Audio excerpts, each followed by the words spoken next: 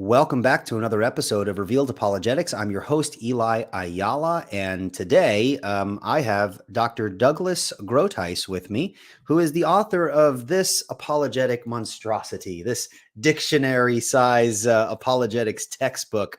Now, you guys know, those who follow my channel, I'm a presuppositional apologist.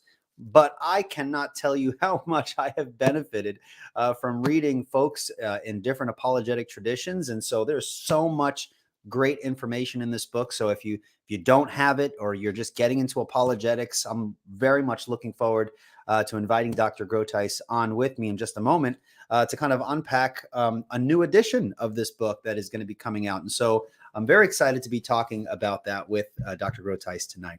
Well, just real quick, I do have a quick announcement. Those who have been following various posts that I've been putting out on social media, on Thursday, I'll be having Dr. Scott Oliphant of Westminster Theological Seminary on to talk about his new book, Apologetics and Persuasion.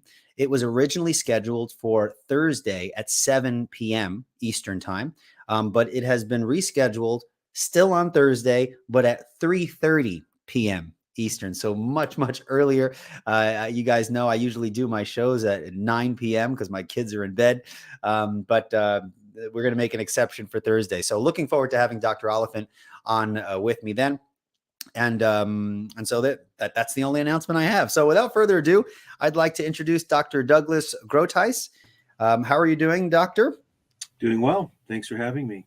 It is a pleasure to have you back on. For folks who don't remember, I had Dr. Groothuis on a while back to talk about the spiritual formation of the apologist. And so I put a link to that video in the comments there if you want to check that video out.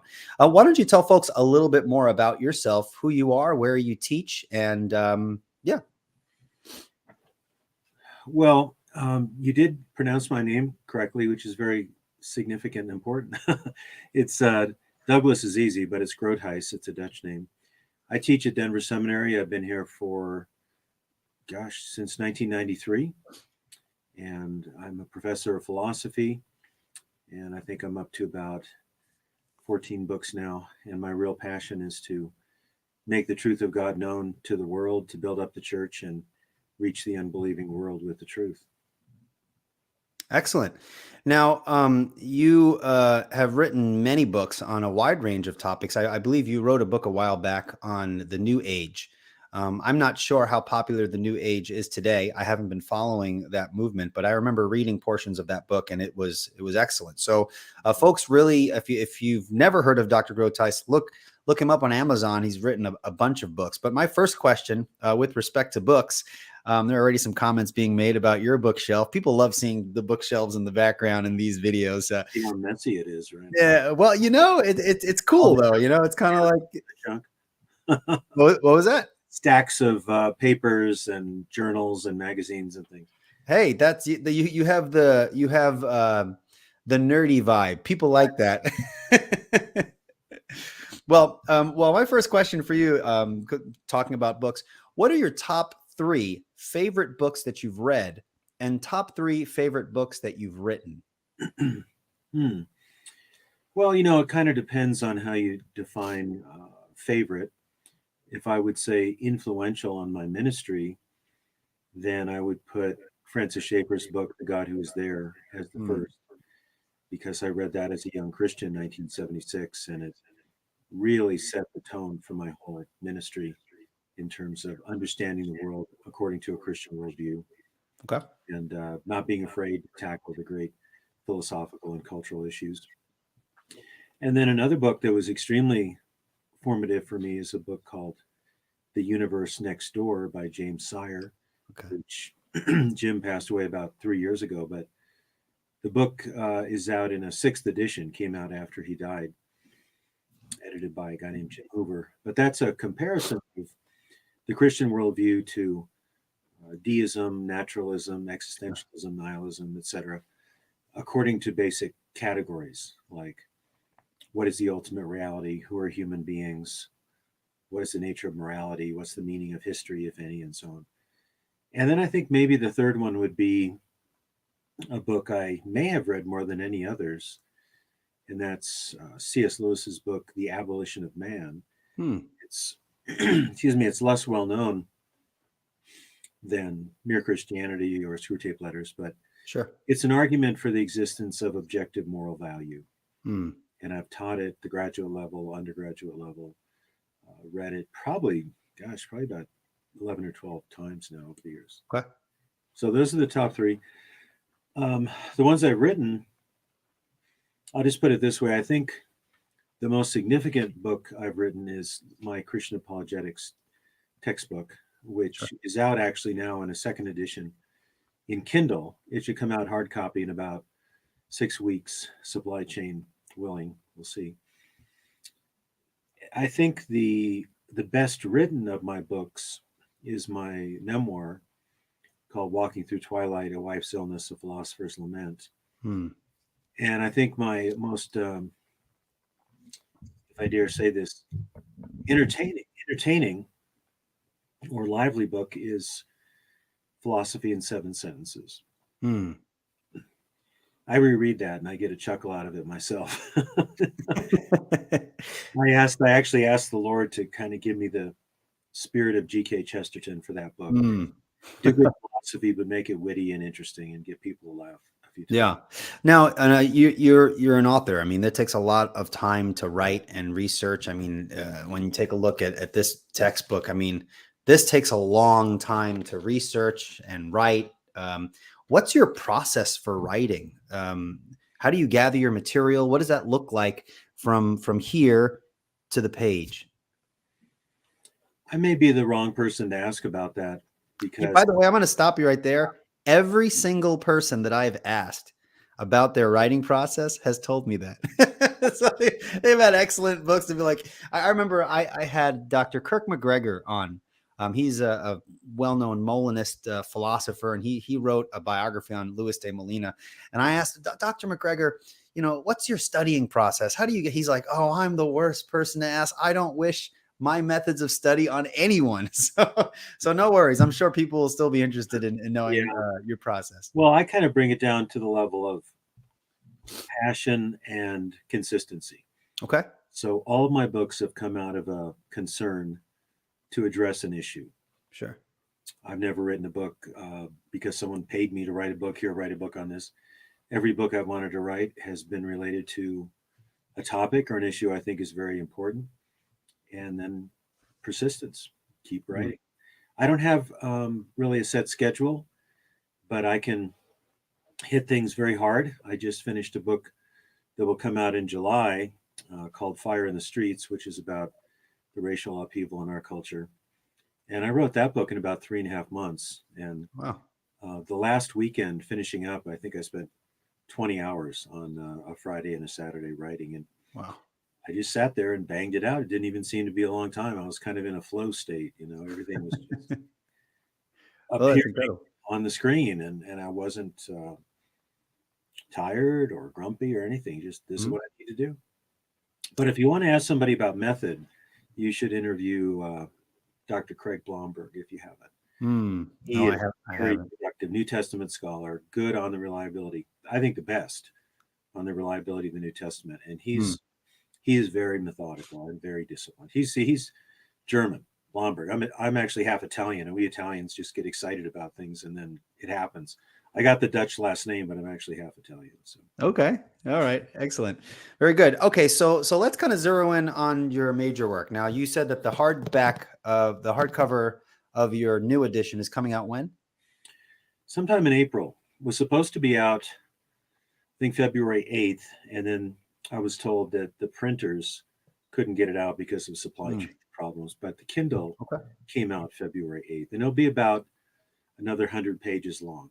It'll be Wow. 7 chapters, and all the chapters are updated, including the chapters by Craig Blomberg and Richard Hess. Craig Blomberg wrote a chapter defending the New Testament, and Richard Hess wrote one on apologetic issues in the Old Testament.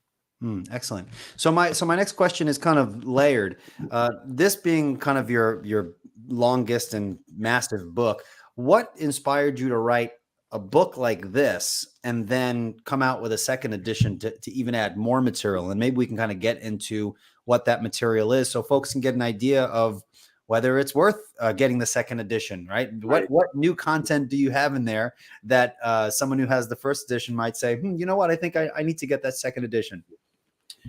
Well, I taught the book for many years, and as I would teach through it, I would think, well, this needs to be updated, or I didn't touch on this issue at all. Mm-hmm. So I kept jotting down ideas for another edition, and it sold well enough to warrant another edition, which means it's been picked up as a textbook at a lot of Christian colleges, seminaries, other places. So my publisher was interested in that. And I've added chapters. Actually, the reason why you need to buy it, the second edition, is that J.P. Moreland tells you to do so on the back cover. JP Moreland JP tells you to do it, you have to do it. But it does have a lot of new material. In fact, I even forget what's in there. There's so much, I wrote it down. I have 2 chapters defending the atonement of Christ.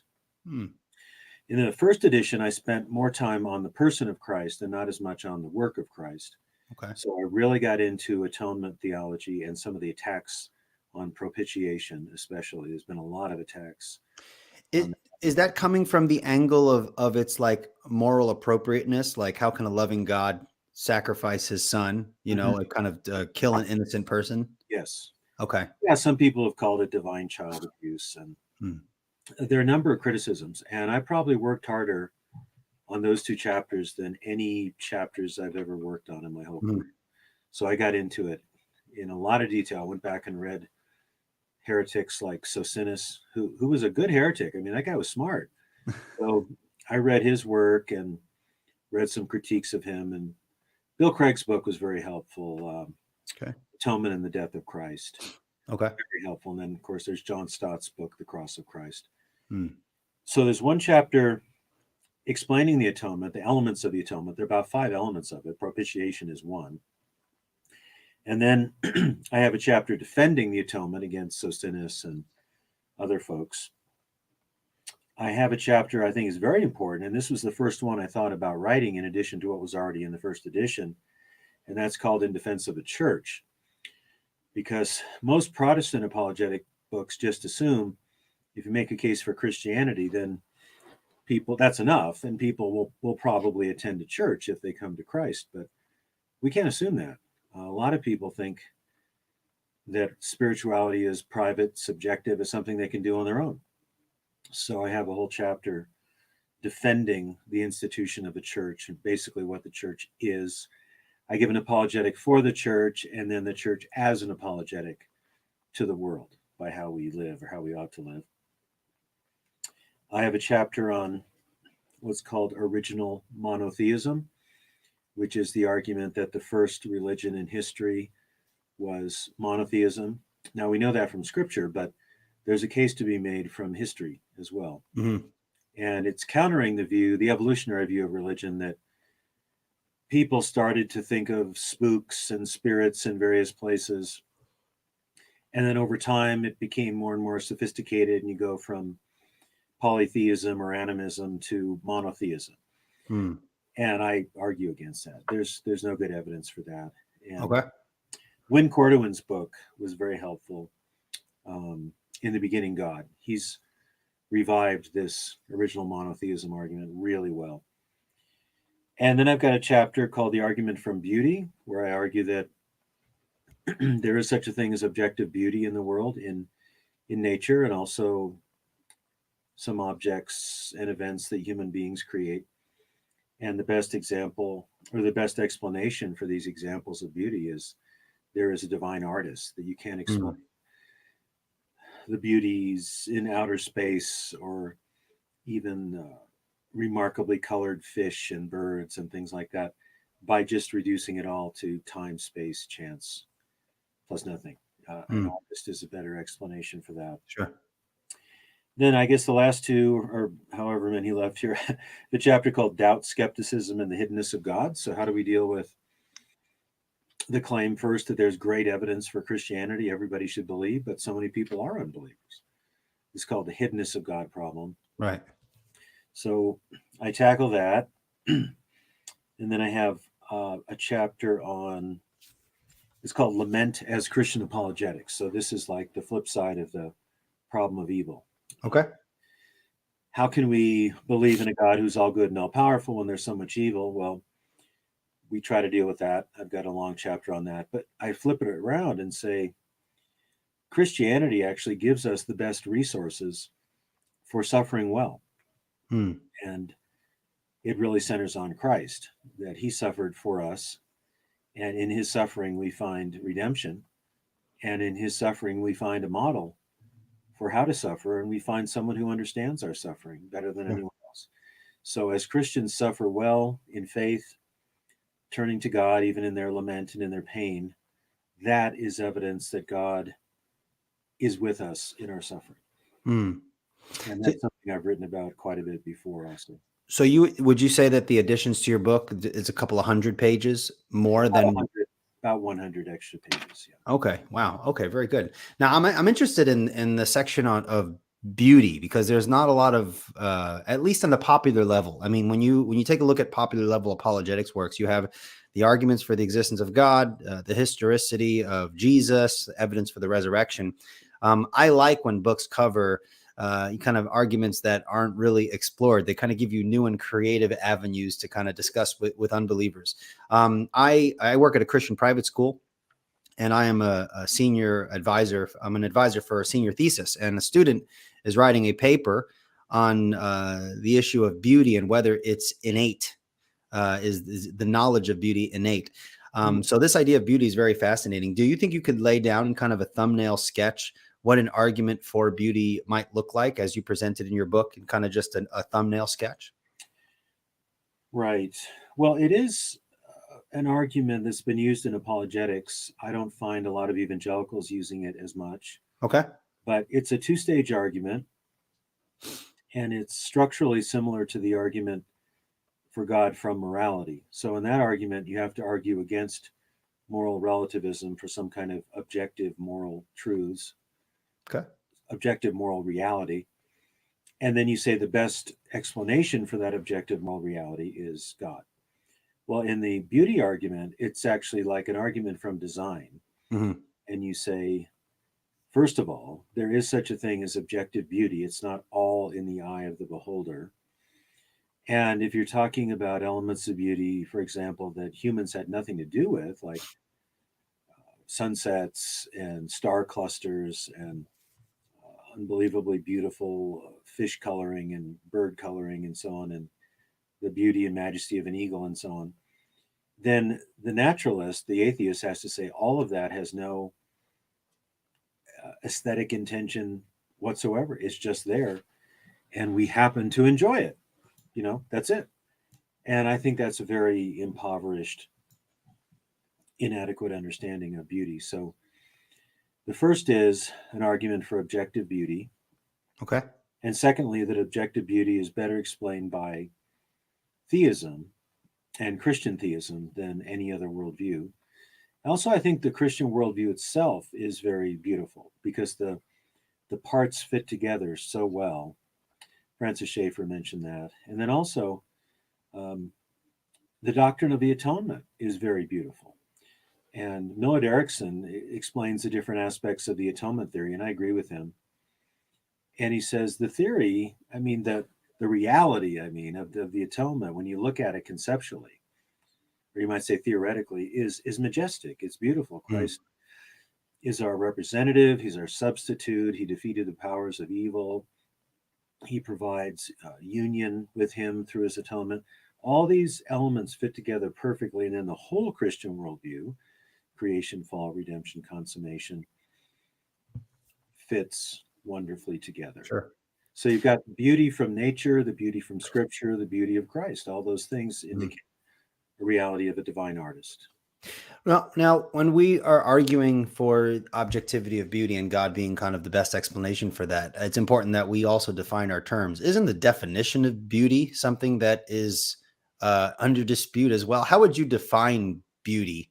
So if you make an argument for God based on beauty, don't you need a definition that the unbeliever would agree on, and then show that God is the best explanation for it? How would you define beauty? Yeah, I don't think defining beauty is as simple or straightforward as Mhm. defining other things, like Okay.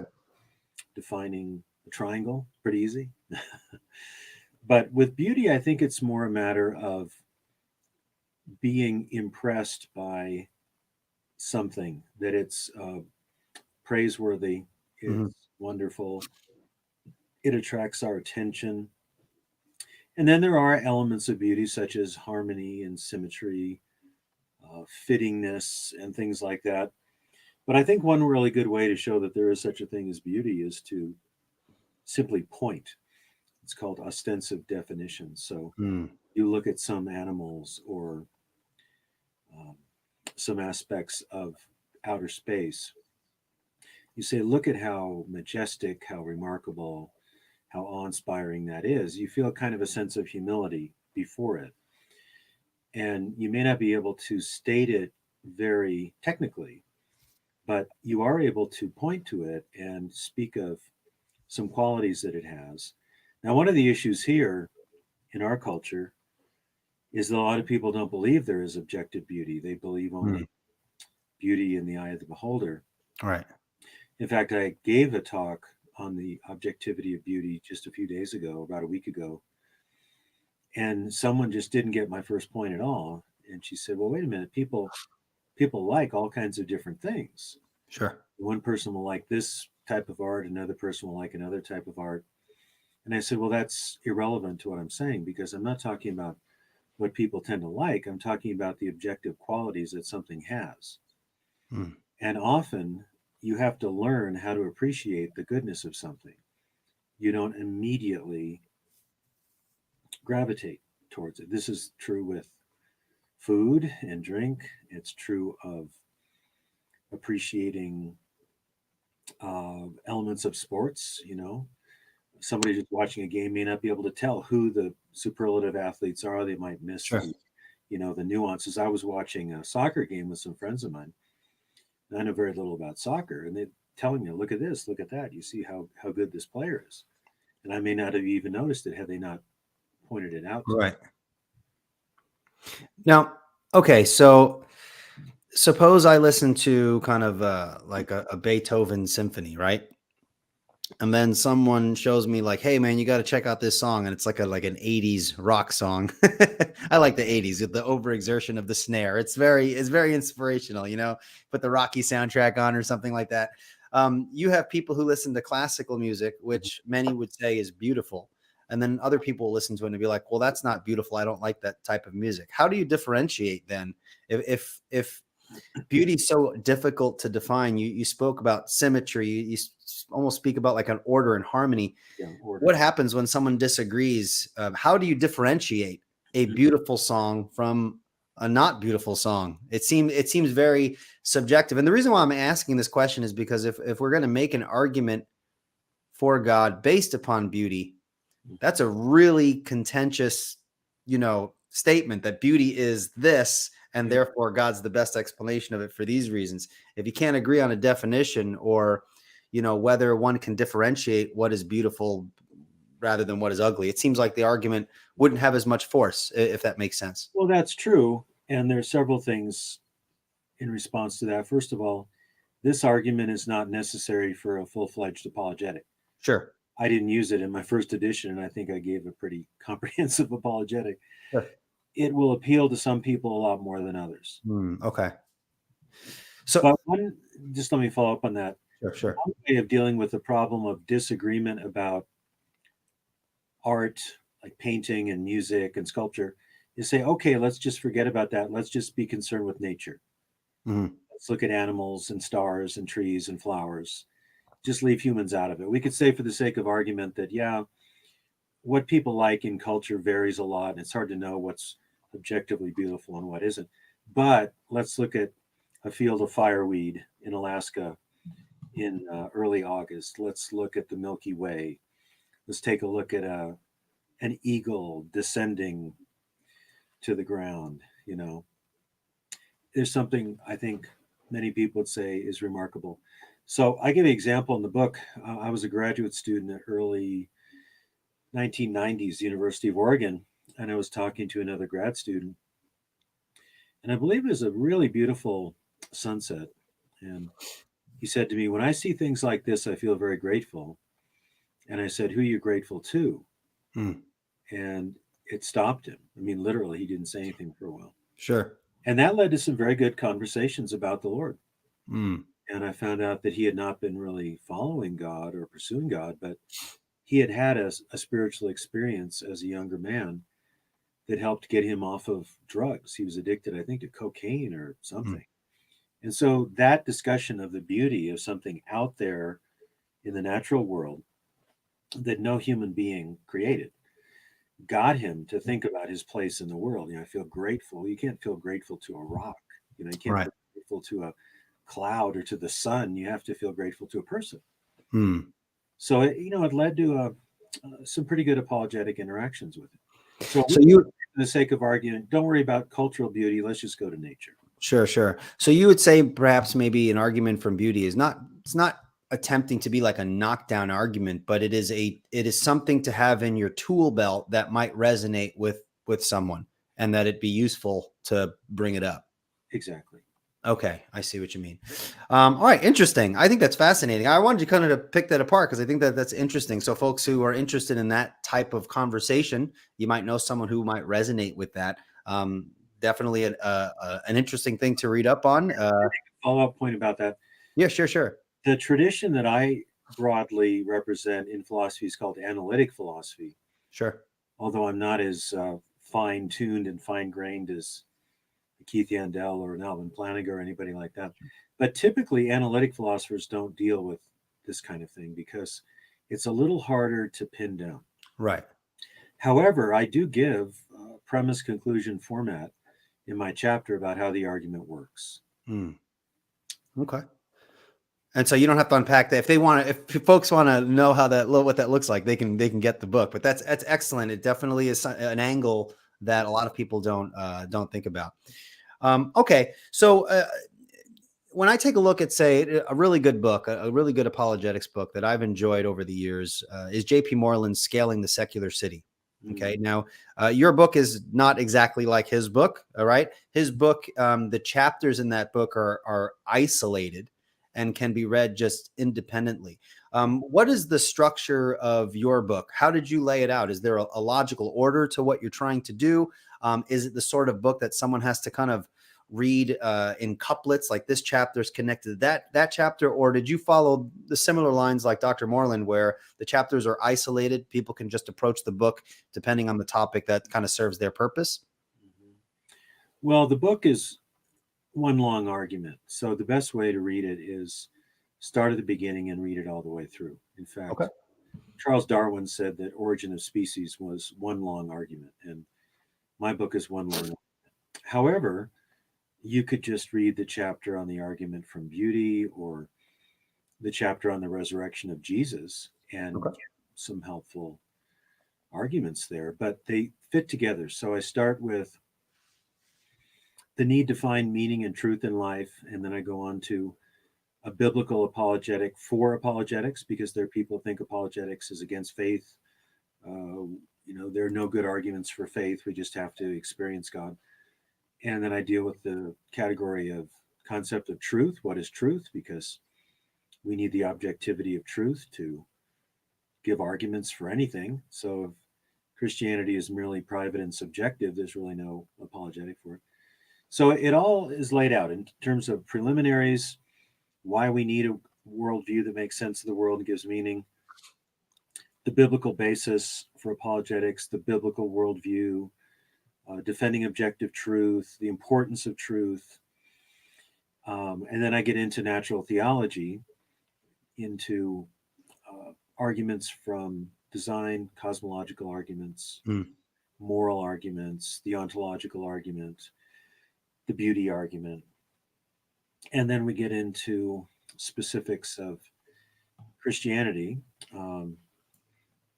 The biblical account of human nature makes more sense than other worldviews. I trade heavily there in Blaise Pascal. And then we look at the reliability of the New Testament. Dr. Blomberg wrote that. The claims and credentials of Jesus, his deity, his atonement, his resurrection.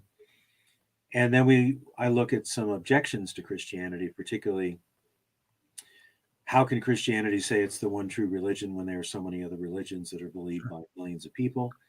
It's called the religious diversity question. Mm-hmm.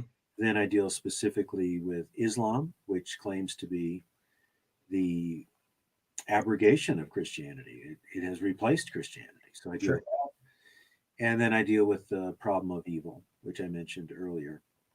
And I have an appendix where I look at the issue of hell. How can we to the doctrine of hell? So it proceeds very methodically and very carefully, but it's not a dictionary. I mean, I had somebody, sometimes people say it's so big, it must be like an encyclopedia or a dictionary. It isn't.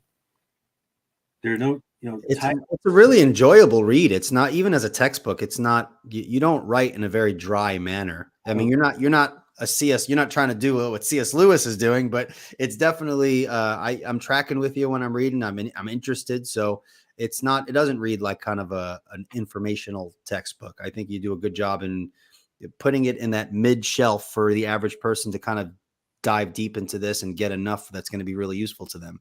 Good. Yeah. Did you want to follow up on that? It looked like you might have. That was the goal of the book. And I don't assume you know anything about apologetics when you start reading the book. Sure. So I try to initiate people into it through the quest for meaning. Mm-hmm. And then we get into everything else we need to address, such as biblical basis for apologetics, the meaning of truth, and so on. And I like to quote authors, I think, that say things extremely well. So you find a lot of quotes from C.S. Lewis and Blaise Pascal, a number of other people. Sure. See, I've taught this subject now for almost 30 years. So actually, after I taught it for 10 years, one of my colleagues said, after you teach a subject for 10 years, you should be able to write a textbook on it. Okay. And I spent another 8 years writing a book. So I've tested these arguments and ways of presenting them in the classroom for decades, which I think helps my writing and my overall structure of presentation. Have you ever participated in any public debates? Some, yeah, not a lot. There are some debates online that people could look at. I did a debate. It was a panel discussion debate on intelligent design. It's called, I think it's called Battle of the Worldviews or War of the Worldviews. Okay. It came out, I think, 2014. And Michael Tooley, who's an atheist philosopher, was on the anti-intelligent design side, along with another gentleman whose name I forgot. And then I was paired with a high school science teacher. But most of the action was between Tooley and myself because we were the two academic professors. Sure. So, yeah, that's out there. And I also did a debate, I think it might have been 2014 also, with the president of the Boulder Atheist Group. Okay. And that's online. So people could see that if they're interested. But I don't do a lot of debates, like William Lane Craig would do or some other folks, partially because I have a full-time teaching gig. And well, yes. It takes, I mean, I'm not saying Bill Craig is a slacker by no means, but the way he has structured his life, he definitely dedicates a lot of time to the debates, and he doesn't, teach 3 or 4 classes every semester the way I do. Right. I lost track. I just had Dr. James White on my show the last time, and I think he's at 170 something. Oh my goodness. Moderated debates. I mean, and I don't know, I lost count how many Dr. Craig has. I mean, the amount of work that goes into preparing for a debate. And I mean, both of them are really good debaters in their own right. I know they deal with different topics, but it is fun to watch. And I've had a couple of debates myself. They're great, but it takes a lot of time, especially when you're trying to balance like everyday life. So I'm glad that God has given us people who are doing it more often, but I really would like to I didn't know you had debates out there. I really would enjoy watching those. So thank you for giving me a heads up there. Yeah. And I've done a few others over the years that have not been recorded. My favorite kind of gig, really, I'm very open to doing more debates if I have the time and sure. out. Part of the issue with me is For many years, I had to take care of my first wife, Becky, who was very Mm. ill. So that limited some of the work that I could do. I wrote a lot during that time, but see, Sure. if you want to do a debate well, you have to thoroughly research what the other person's position is. You also have to be mentally and spiritually up for it, um, because they're pretty intense. If you do them Yeah. well, they're very Yeah. intense. Yeah. Yeah.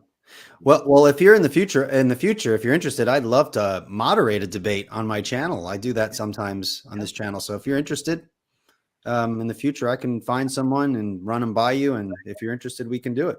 My favorite thing to do is to do lectures in a secular setting, Okay.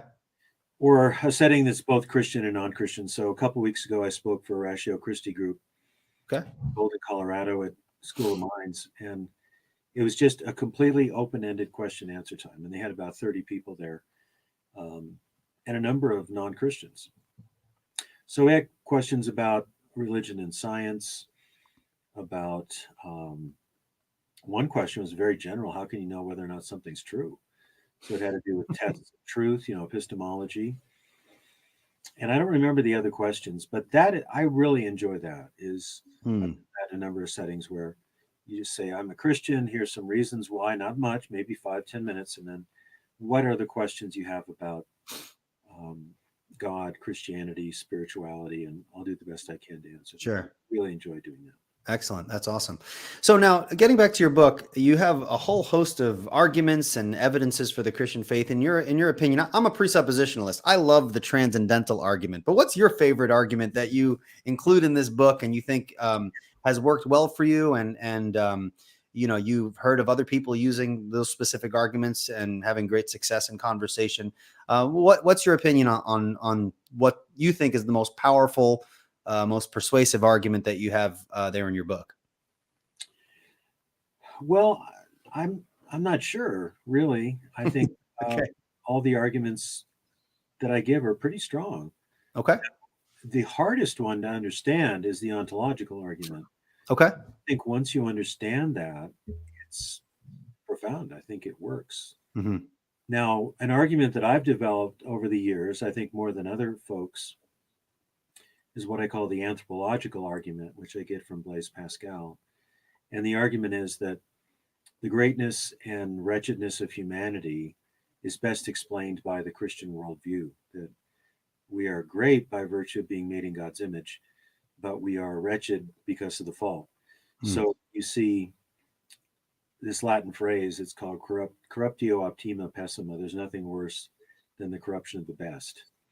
So human beings can do brilliant, remarkable things in medicine, in um, heroism, intellectually, and people can use those same gifts to create torture chambers and nerve gas, and they can use their intelligence to bless people, let's say as a counselor. They can use their intelligence Sure. to curse people and ridicule people. So I think that's a powerful argument because it actually argues to Christianity in one step.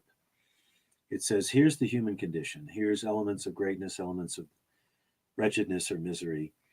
And other worldviews really can't explain the greatness in relation to the fallenness the way Christianity can. Christianity is the best account of that. And also, it has the only real solution to that, which is the work of Christ on our behalf. So that's an argument that I've given and defined, redefined over the years, refined, I should say. And I like that argument very much. In fact, when I do a public lecture on apologetics, I often will give that argument. Okay. The All right. anthropological. Now I have one more question, and then I want to kind of transition into the nature of our discussion, and I'll explain in just a moment. But in your second edition, what is your favorite chapter that you've added? So I know obviously you're going to say all of them are important, right? Which one do you think is out of the new Like that favorite question, don't you? Well, I'm always interested. There was you. I just recently listened to an interview with you on Apologetics 315, and there with Brian Otten. He has interviewed folks just like I have, and as I'm listening to the interview, I'm like, man, this is really good stuff. I wonder Brian's favorite interview is. That always interests me, you know, like you get to talk to all these interesting people. Is there someone that stands out or some topic that stands out? And I think people find that interesting. So I do ask a lot of those sorts of questions. So I do apologize. No apology. It's just interesting you asked that. I can't limit it to one, though. I think it's the 2 chapters on the atonement. Okay. Because I had studied that over the years, and I always believed and defended propitiation, that Christ took the wrath that we deserve. But as I looked at my apologetics book, the first edition, I realized I only had 4 or 5 pages at most on the atonement. I had a lot on the deity of Christ, the resurrection of Christ, the miracles of Christ, the coherence of the doctrine of the resurrection, or rather the incarnation. And I didn't have a whole lot on atonement. And then I realized that people were attacking it, or one aspect of it. So I went back and looked at some of the criticisms. And at first I thought, I'll just add another 5 pages to one of the chapters. And then, no, I have to write a new chapter. And then it was, yeah, write 2 new chapters. But I worked extremely hard on that. And it was not an easy thing to study or work through. So Sure. I think I have a solid explanation and defense of propitiation and the other elements too, expiation and reconciliation, defeat of Satan, and so on. And it's a beautiful combination of truths in the work of Jesus on our behalf. It's breathtaking, you know, with all the things that he did for us through his life, death, and resurrection. Okay. So I think those are the 2 most important chapters. Yeah. All right, excellent. And what's your favorite flavor of ice cream? No, I'm just kidding. No more favorite questions. Yeah. All right. So what I want to do next is okay. So you have this massive book. You got a second edition. You got some extra added chapters. I want to give people an opportunity to kind of see what this looks like. So perhaps we can kind of do some light role playing. Okay, I'm going to be the unbeliever. I'm going to ask some questions, and you could take the conversation however you'd like. But before we do that, I'd like to take a few questions from the audience here. There's a couple. So maybe you can kind of take a stab at some of these, and then we'll kind of do a little bit of role playing to see how some of these arguments look in like regular conversation, if that's okay. All right. Alex asked the question. He says, in case the Q&A is being done, sorry I came late. Question, do you, Eli, or Dr. Groothuis know of any scholars working on innovative apologetic approaches to engage an apathetic generation? Well, innovative. One way I think to deal with apathy is to use another emphasis of Blaise Pascal, and that's his wager argument. And there's a lot to be said about that. I deal with it in my book in a chapter on truth and prudence, the importance of truth. But the claims of Christianity are very consequential. So if Christianity is true and someone fails to be a Christian, they lose out on eternal life, and they have to deal with God on their own for their own sin, a holy God. So I think that prudential element is worth considering, and you can make medical analogies to this. If you have a serious medical condition, you really want to find out what's wrong so it can be treated. Sure. Right. So Christianity says that there's something very wrong with us. It's called the sin nature and sin against God. And that needs to be treated. That needs to be dealt with through the work of Christ. So if there's a world religion out there that's 2,000 years old, that is the largest religion, which has commanded the intellectual assent of people like St. Augustine and Blaise Pascal and C.S. Lewis, and it says that we need to be reconciled to God through Christ, and if the stakes are very high, then that's at least worth looking into. That's worth considering.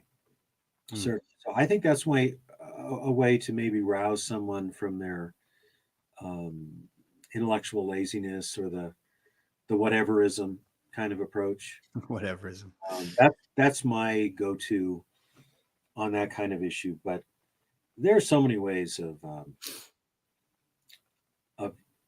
engaging people on apologetics. There really are many ways. Then of course we can't twist their arm if they still don't care after that. You got to know when to move on and So I think that's important too. That's a difficult thing to know when you should move on, or when should the argument stop? When should I wipe, kind of shake the dust off my feet and move on? That's another difficult difficult question to answer.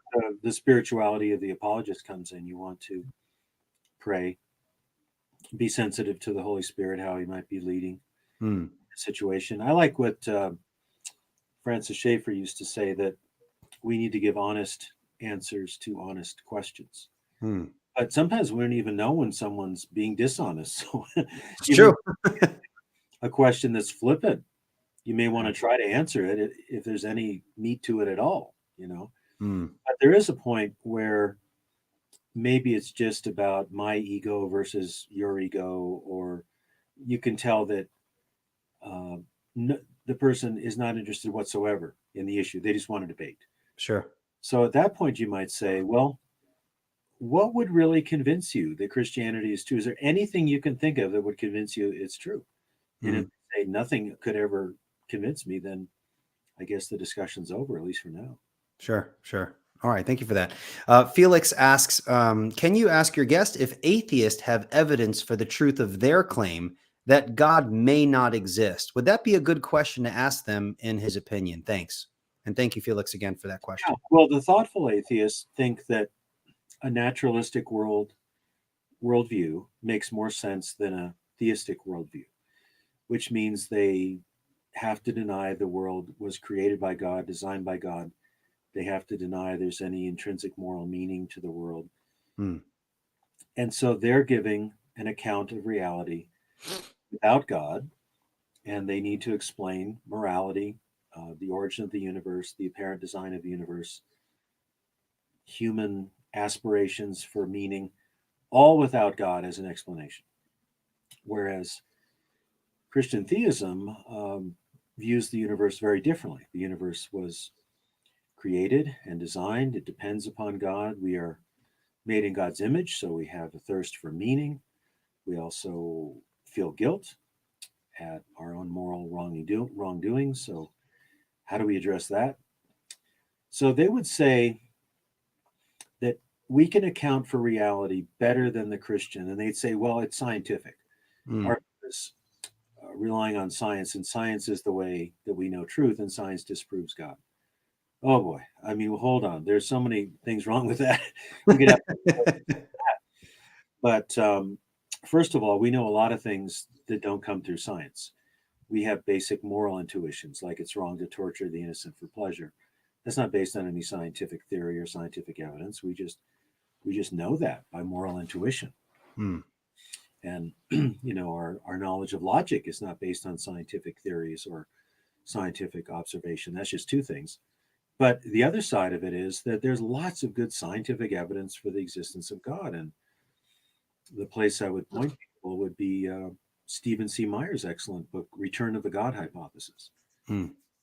Evidence for the Big Bang, the beginning of the universe a finite time ago, the fine-tuning of the universe with the cosmological constant and the various proportions and laws that are fine-tuned on a razor's edge to make life possible.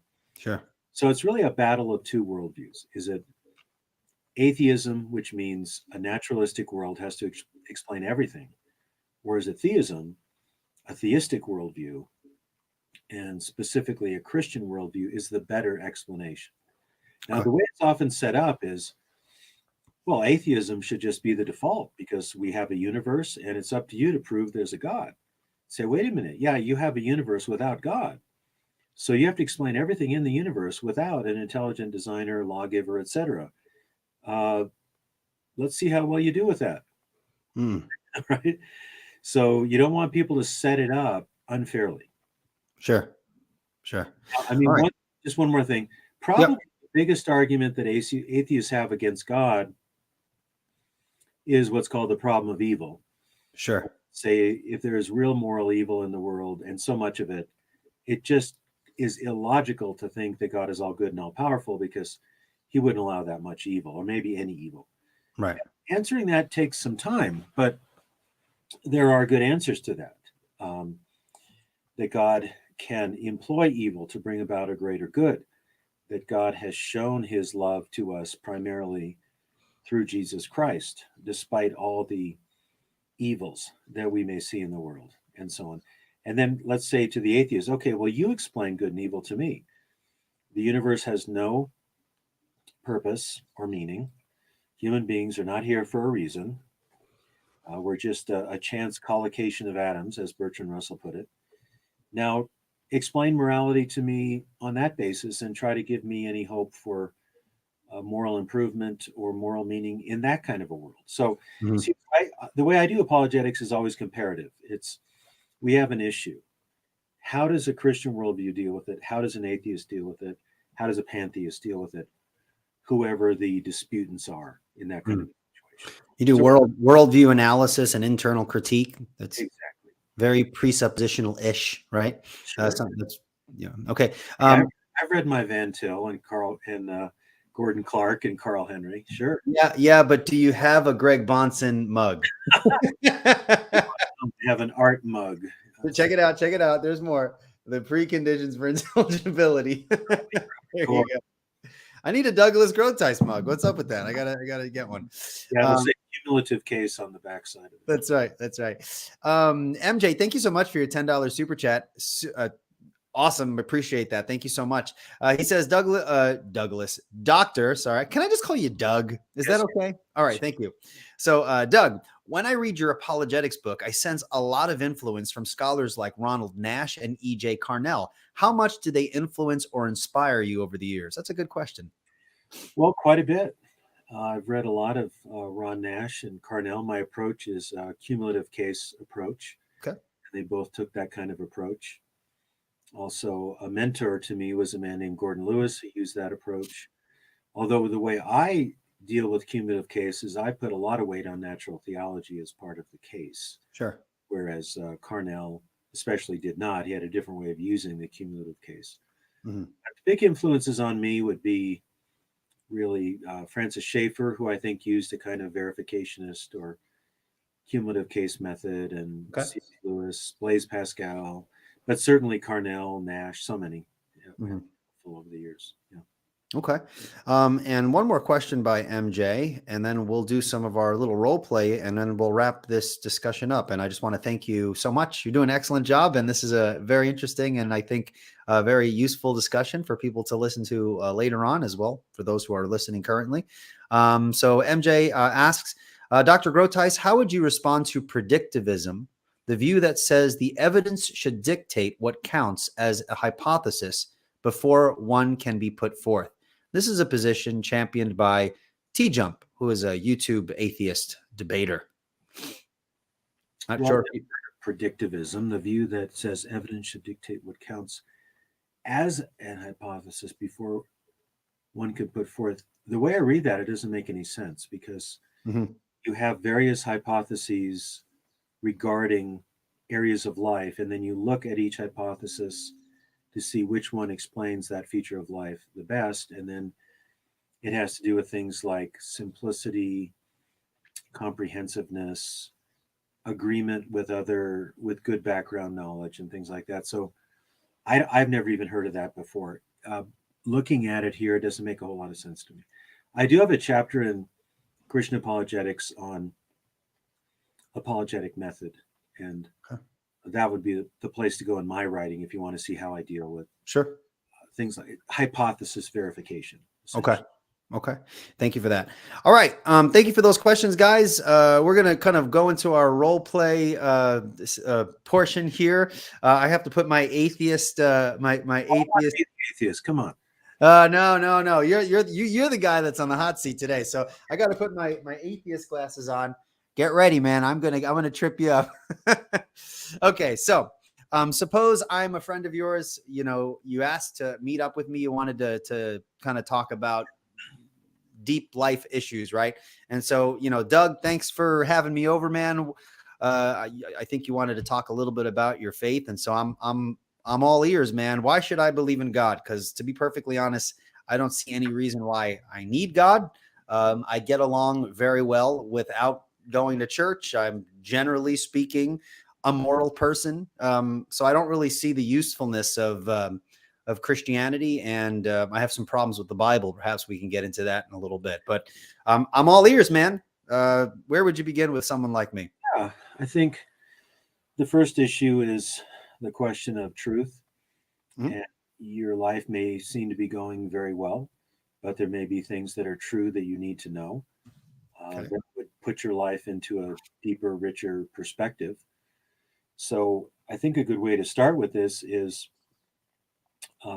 why don't you believe in God?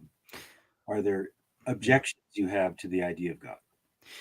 Well, I don't think that it's impossible for God to exist, but I just don't see any reason to believe in him. I don't see any evidence that's really conclusive enough. I think it's kind of weird that people believe in kind of this invisible entity that leaves no evidence, or the evidence that people claim that he leaves can be interpreted in a whole host of ways. So I'm not convinced by some of the things that I've heard, and again, I don't see any use for it.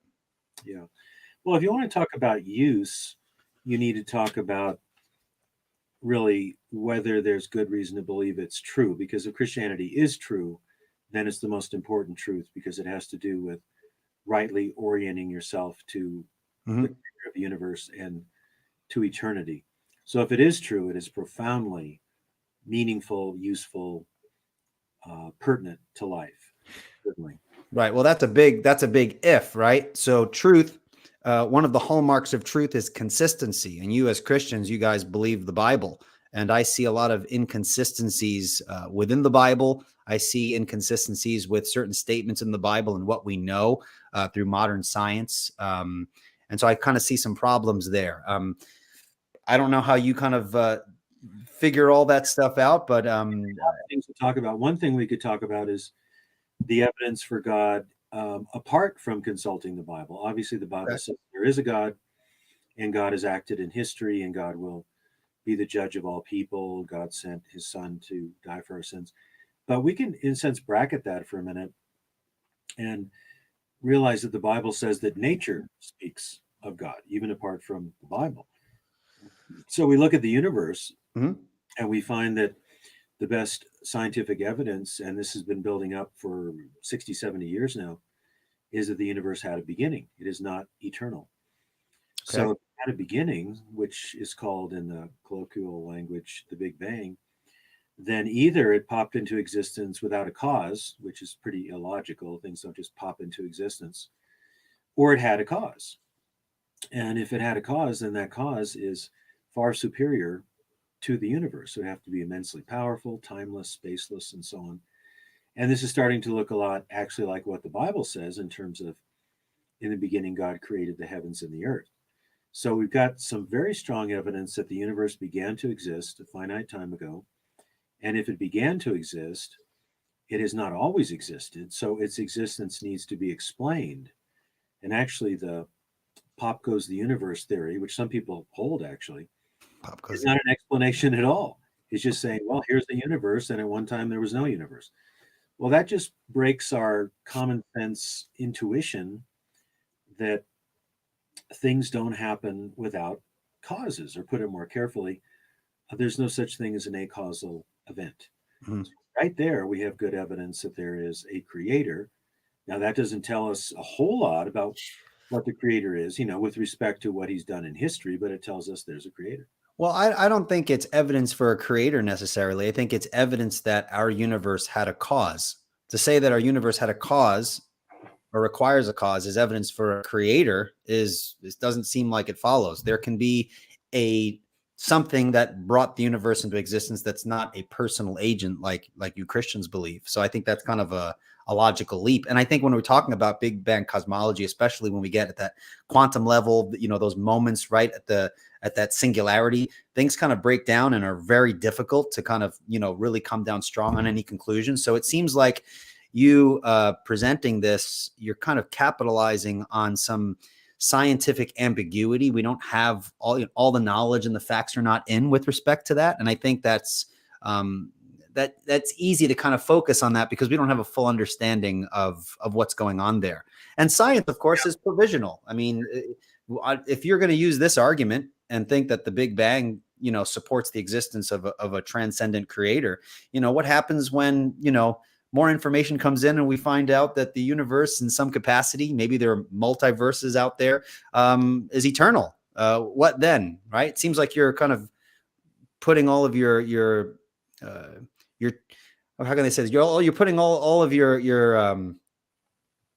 how can I say this?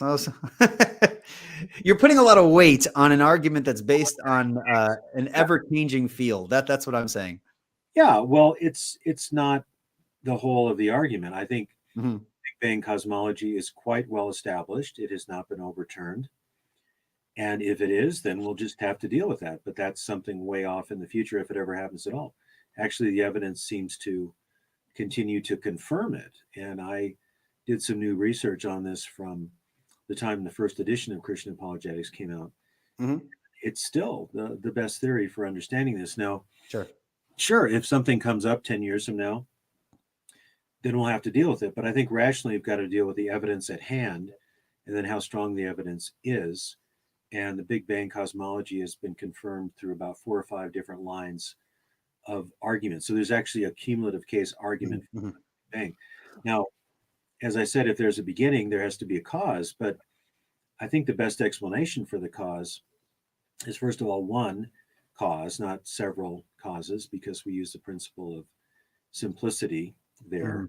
If one cause or one being will explain it, we don't go to others. And then also, I think the idea of volition makes more sense than some kind of automatic event, because J.P. Moreland has this good argument that if the cause is something impersonal, then whenever the necessary and sufficient conditions obtain, the universe exists. There's no decision being made. If that's the case, then it would just happen immediately and the universe would be actually eternal. But the universe is not eternal. So the better way of looking at it is that it was volitional, that there was a cause who's transcendent to the universe, immensely powerful, spaceless, timeless, one cause who created everything. And if there's a being that created everything, then I think we're within our rights to say that being is all powerful. But let's say, for the sake of argument, that Big Bang cosmology is replaced by something else. We've actually got a purely philosophical argument that leads to the same conclusion, and that is, this can get a little technical, but it's called the Kalam cosmological argument. And the idea there is that anything that begins to exist has a cause. Notice, anything that begins to exist has a cause.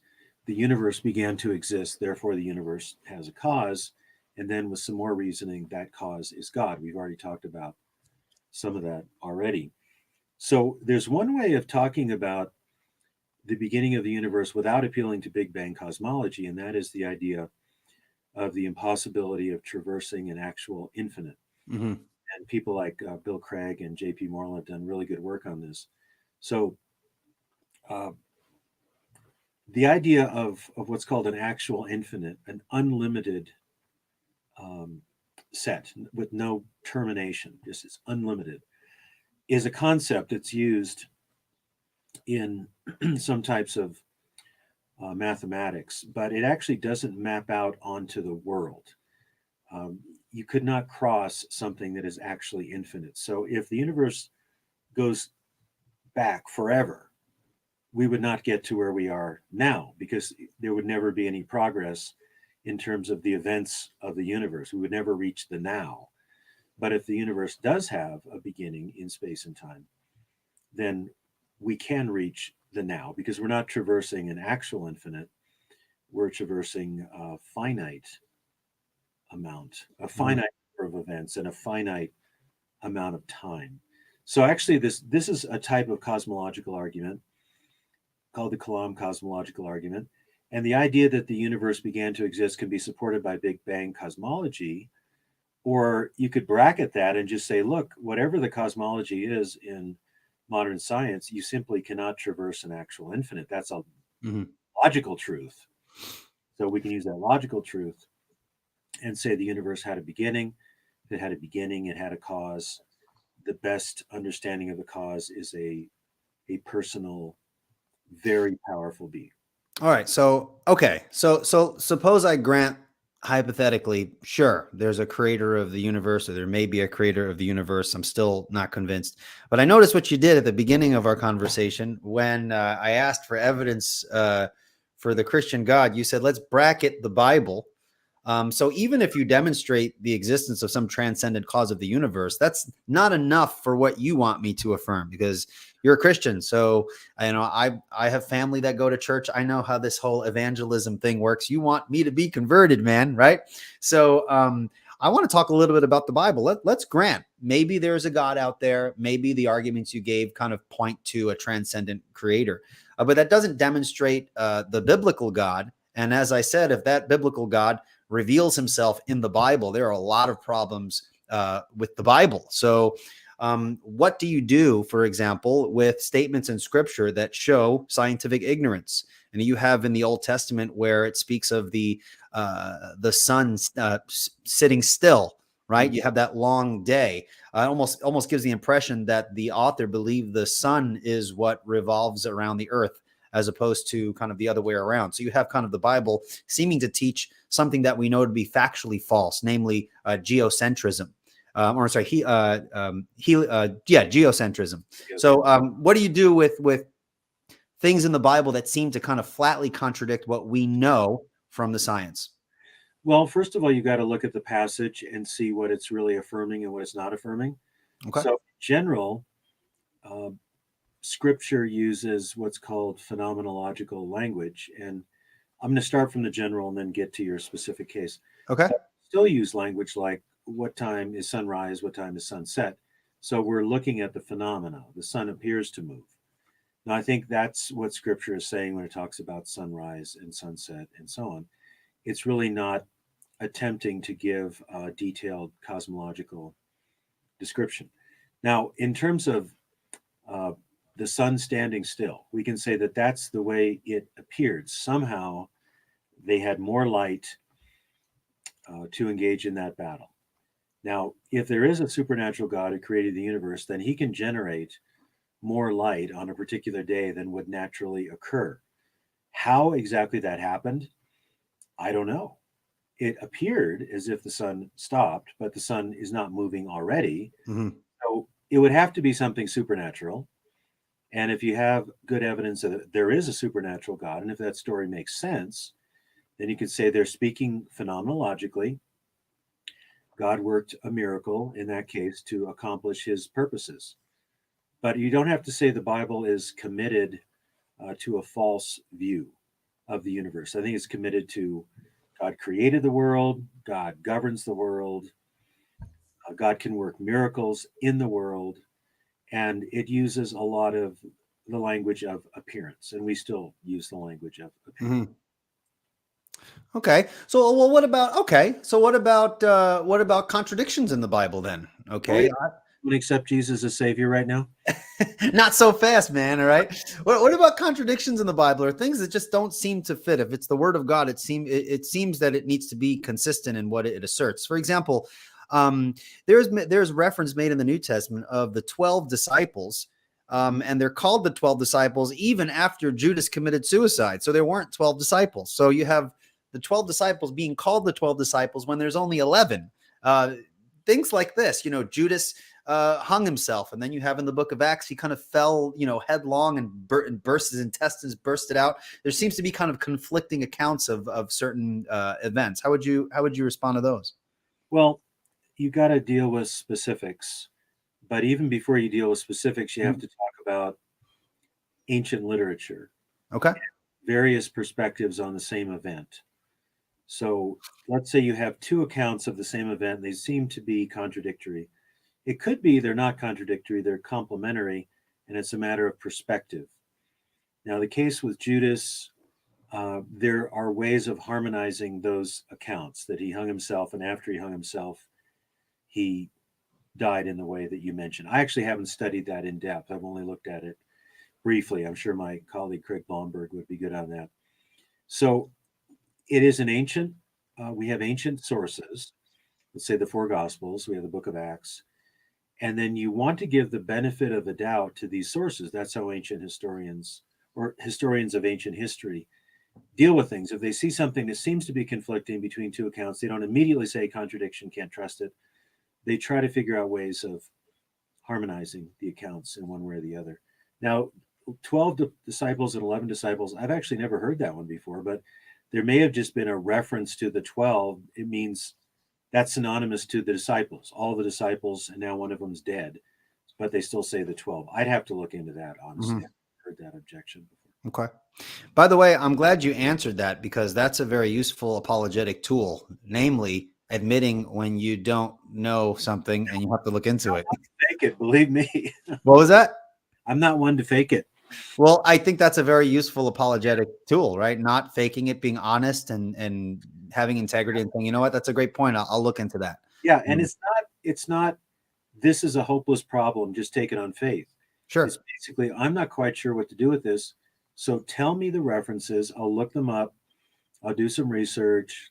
I'll talk to my New Testament scholar friends, and then I'll get back to you. So it's procedural, it's programmatic. It's not, well, yeah, there seem to be contradictions, but just grit your teeth and have lots of faith and get through it. That's not the right approach.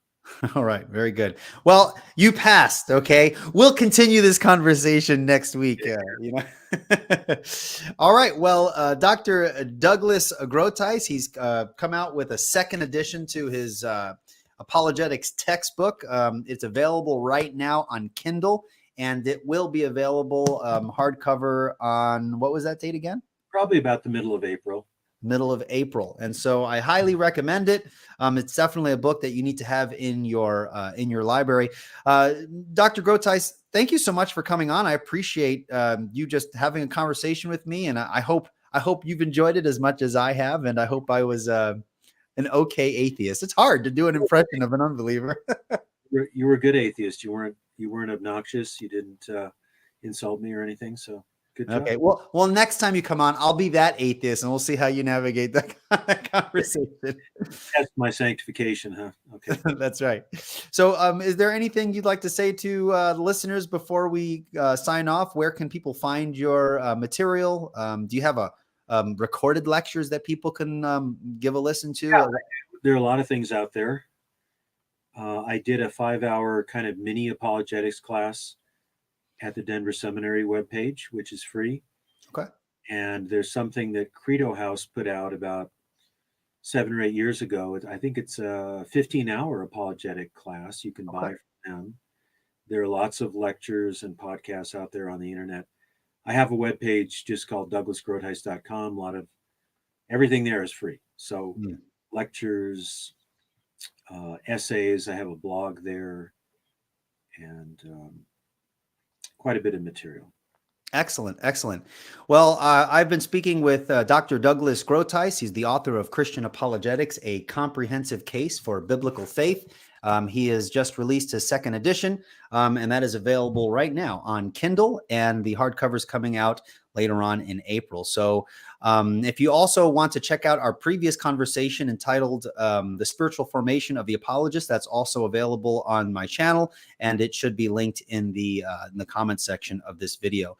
Thank you so much, Dr. Groothuis, and I appreciate you coming on and giving me so much of your time. You're welcome. Thank you very much.